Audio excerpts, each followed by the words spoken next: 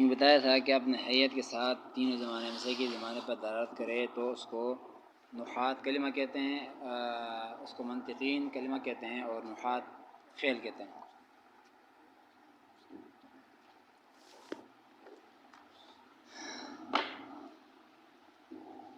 اسی کو لے کر شارح اس پر یہاں پر جو کلمتن پر مزید تشریح کرتے ہیں اور ان کے درمیان نسبت کو بیان کریں گے۔ قولہ کلمتن فی عرف منطقین وفی عرف النحات فعل، کہتے ہیں کہ منطقیوں کے عرف میں اس کو کلمہ کہیں گے اور نحات کے عرف میں اس کو فعل کہیں گے۔ مصنف علیہ رحمت یہاں پر جو ہے شارح علیہ رحمت اس لفظ کو لا کر یہاں پر فعل اور کلمے کے درمیان نسبت کو بیان کرنا چاہتے ہیں، کیونکہ جس چیز کو نحات فعل کہتے ہیں اسی چیز کو منطقین کلمہ کہتے ہیں۔ ان کے درمیان نسبت کیا ہے آپس میں، تو بتا رہے ہیں کہ یہاں پر ان کے درمیان نسبت یہاں پر جو ہے عموم خصوص مطلق کی ہے، اور اس میں ایک مادہ عموم خصوص مطلق میں ایک مادہ اجتماعی ہوتا ہے اور ایک افتراقی ہوتا ہے۔ عموم خصوص من وجہ میں ایک اتفاقی، دو افتراقی ہوتے ہیں، پہلے گزرا ہے، اور عموم خصوص مطلق میں ایک اجتماعی ایک افتراقی۔ عموم خصوص مطلق کا کیا مطلب ہے کہ نحات کا جو فعل ہے وہ عام مطلق ہے، اور منطقین کا جو کلمہ ہے وہ خاص مطلق ہے، اس کو کہتے ہیں عموم خصوص مطلق۔ نسبت ان میں یہاں پر جو ہے مادہ اجتماعی وہ یہ ہے کہ جیسا کہ یضرب تضرب، یہ نحات کے ہاں فعل ہے تو منطقیوں کے ہاں کلمہ بھی ہے۔ عموم خصوص مطلق کا مطلب یہ ہوتا ہے جہاں کہیں بھی کلمہ ہوگا تو اس کا وہاں فعل کا ہونا ضروری ہے، اور جہاں کہیں فعل ہوگا وہاں پر کلمہ کا ہونا ضروری نہیں ہے۔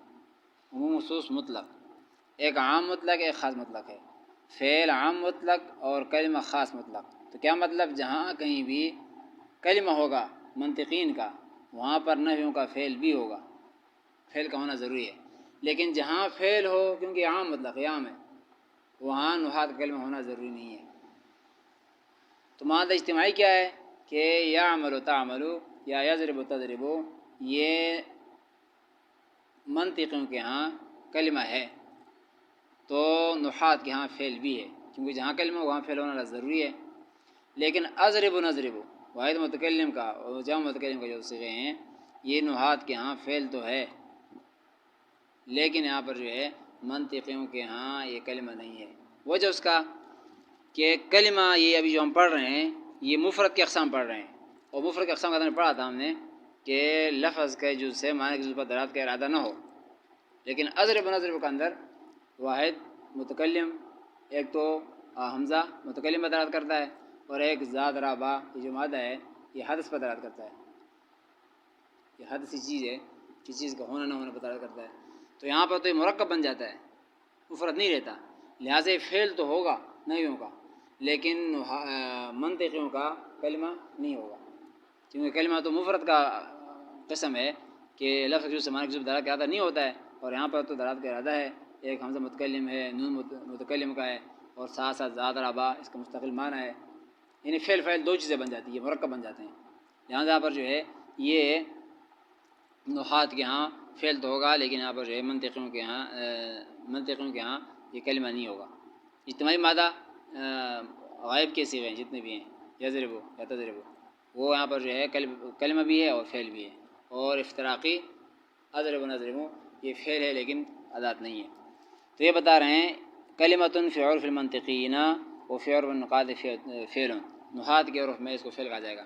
اب اس پہ ایک اعتراض یہ بھی ہوگا کہ اس سے تو معلوم ہوتا ہے، ویسے اس عبارت کے طرز سے ظاہری الفاظ سے معلوم ہوتا ہے کہ جہاں کہیں بھی کلمہ ہوگا تو فعل کا ہونا ضروری ہے، ایسے جہاں فعل ہوگا وہاں پر کلمہ کا ہونا بھی ضروری ہے، انہیں کے درمیان نسبت تساوی کا بنا دو، برابر کا، جہاں فعل ہوگا وہاں کلمہ بھی ہوگا، جہاں کلمہ ہوگا وہاں فعل ہوگا، وہ ظاہر صحیح معلوم ہوتا ہے، حالانکہ یہاں پر جو ہے یہ غلط ہے۔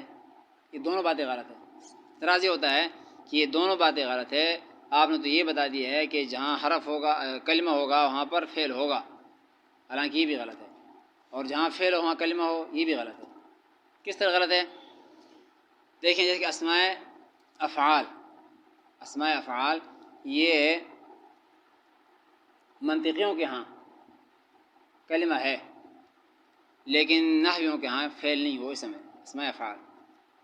رویدہ، بلا، حیّر، والا، یہ جو ہے یہ اسماء ہے، فعل نہیں ہے، لیکن منطقیوں کے ہاں یہ کلمہ ہے۔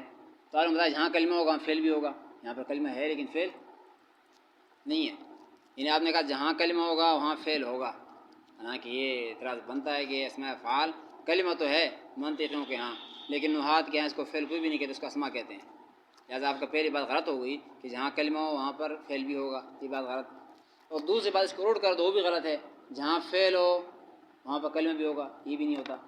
جیسے کہ افعال ناقصہ، کان، سارا، اسباب وغیرہ افعال ناقصہ ہے، نحویوں کے ہاں اس کو فعل کہتے ہیں، لیکن نحات کے ہاں یہ کلمہ نہیں ہے، نحات کے ہاں یہ عادات ہے، حرف ہے۔ یہ منطقیوں کے ہاں یہ حرف ہے، اس کو عادات جو کہتے ہیں، حرف۔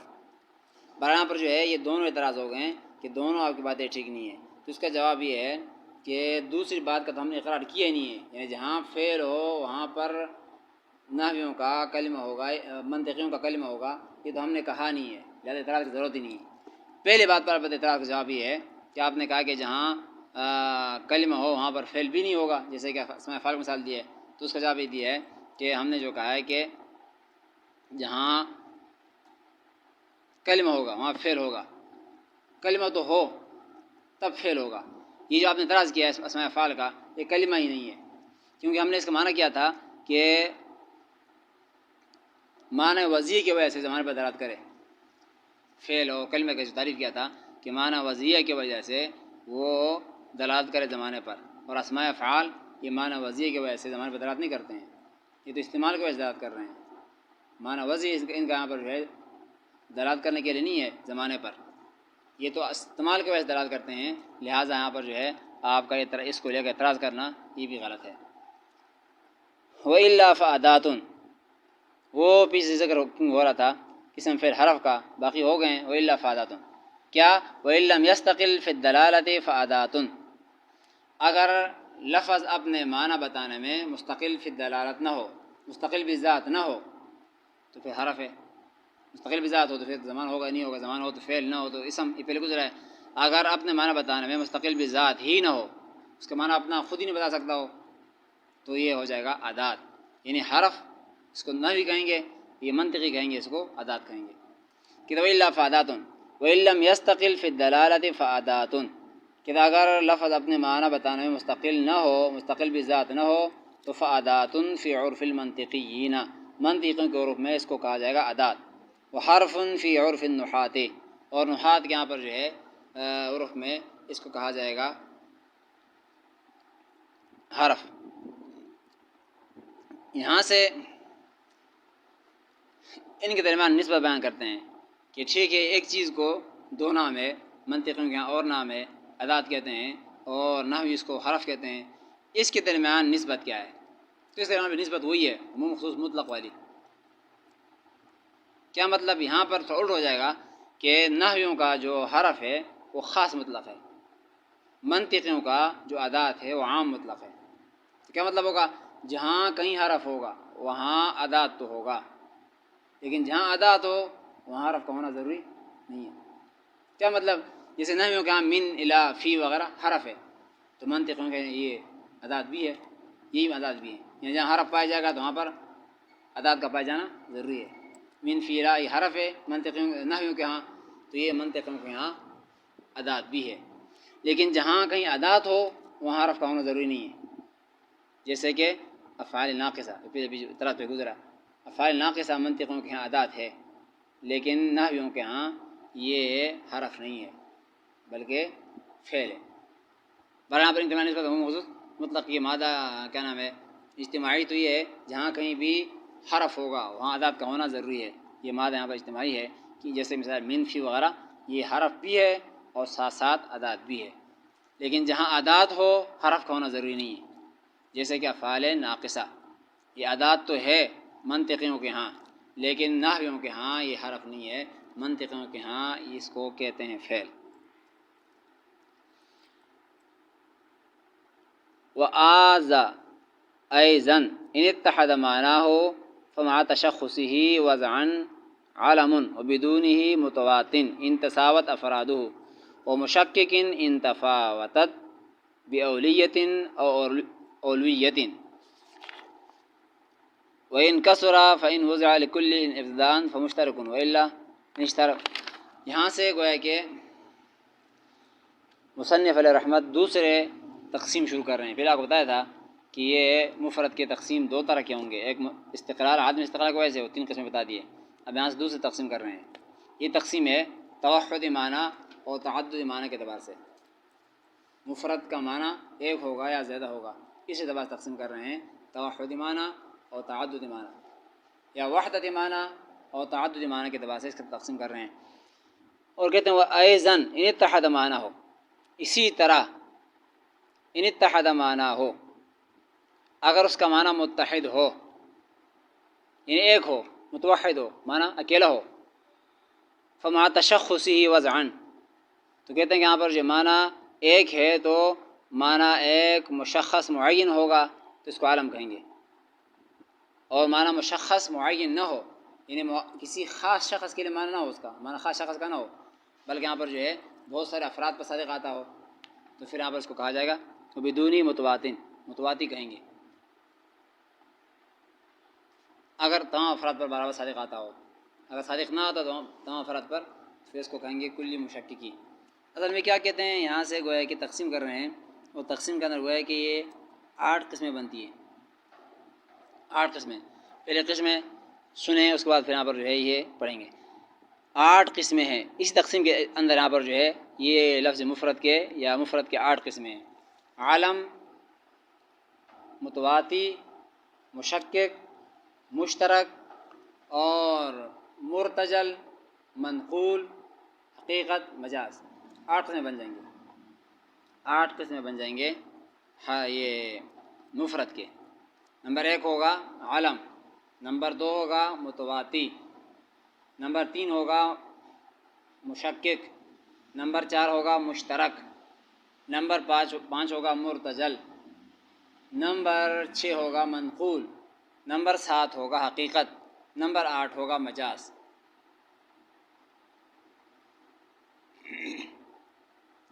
یہ 8 قسمیں بن جائیں گے۔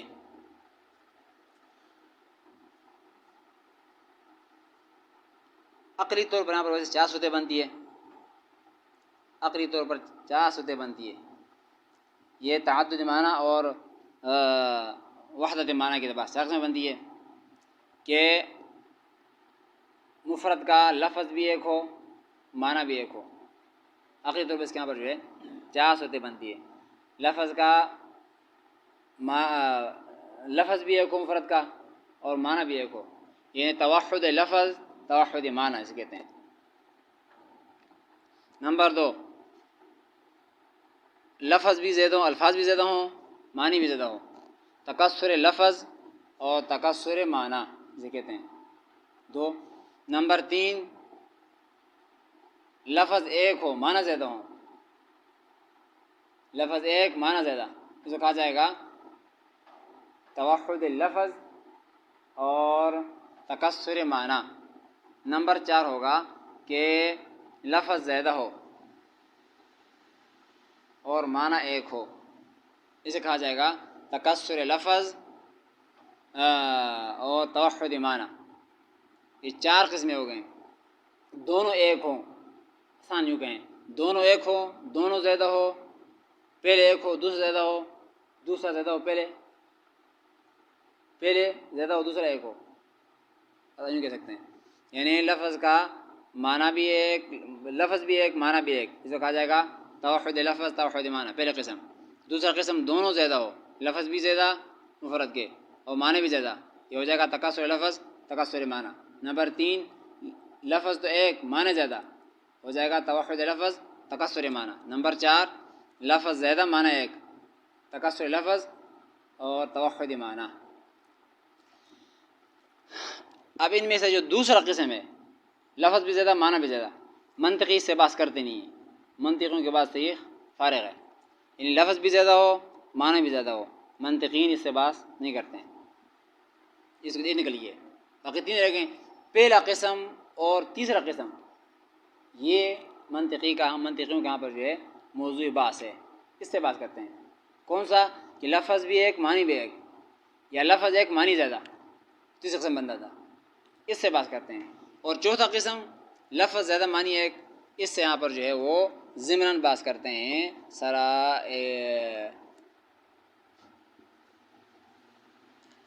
مستقل بحث نہیں کرتے، ضمناً کرتے ہیں مستقلا نہیں کرتے ہیں۔ برابر پر جو ہے یہ بن جائیں گے عقلی طور پر 4 قسمیں۔ تیسرے قسم سے دوسرے قسم سے بحث نہیں کرتے، پہلے اور تیسرے سے بحث کرتے ہیں، اور چوتھا جو قسم آ رہا ہے اس سے ضمناً بحث کرتے ہیں، مستقل بحث نہیں کرتے۔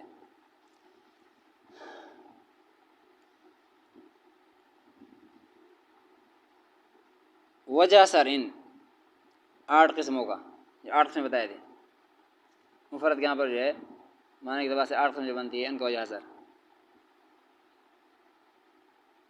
مفرد کا معنی ایک ہوگا یا زیادہ، مفرد کا معنی ایک ہوگا یا زیادہ، اگر ایک معنی ہو تو اس کے 3 قسمیں بنتی ہے، اور زیادہ معنی ہو تو اس کے 5 قسمیں بنتی ہے۔ جو 8 قسمیں بیان کیا ہے، اگر معنی ایک ہو 3 قسمیں بنتی ہے، معنی زیادہ ہو تو اس کے بنتے ہیں 5 قسمیں، 5 اور 3 8 بن جائیں گے۔ اگر معنی ایک ہو مفرد کا 3 قسمیں، اگر معنی زیادہ ہو تو بن جائیں گے 5 قسمیں۔ لفظ کا معنی ایک ہو تو 2 حال سے خالی نہیں ہے،